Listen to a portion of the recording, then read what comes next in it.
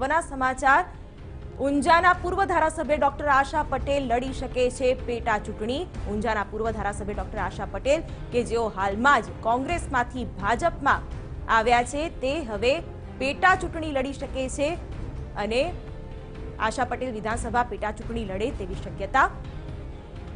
Doctor આશા પટેલ કે જે કોંગ્રેસ તરફથી ઊંઝાના ધારાસભ્ય હતા પરંતુ થોડા દિવસ અગાઉ જ ડોક્ટર આશા પટેલે ભાજપમાં પ્રવેશ કર્યો અને ત્યાર પછી જે રાજકીય અટકળો ચાલી રહી છે અને ઊંઝા એપીએમસીની ચૂંટણીમાં પણ આશા પટેલ ઝંપલાવે તેવી શક્યતાઓ વચ્ચે હવે આ મહત્વના સમાચાર આશા પટેલ વિધાનસભા પેટા ચૂંટણી લડી શકે છે।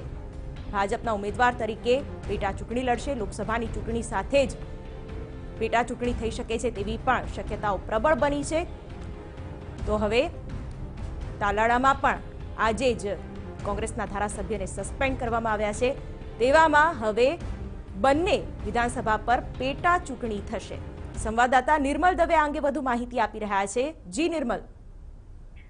શિવાની, જે રીતે આશા પટેલ છે ધારાસભ્ય છે અને ત્યારબાદ રાજીનામું આપી અને ભાજપમાં હવે સત્તાવાર રીતે જોડાઈ રહ્યા છે।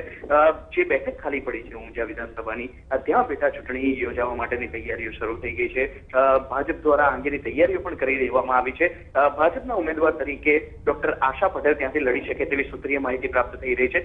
જે રીતની વાત કરવામાં આવે તો આજે પણ તાલાલાના ધારાસભ્યને બરતરફ કરવામાં આવ્યા છે, ત્યારે તાલાલાની બેઠક પણ ત્યાં વિધાનસભાની જે સીટ છે તે પણ ખાલી પડી છે। એટલે આ જે તાલાલા બેઠક છે અને ઊંઝા વિધાનસભા બેઠક છે, બંનેની પેટા ચૂંટણી આગામી સમયમાં યોજાઈ શકે છે।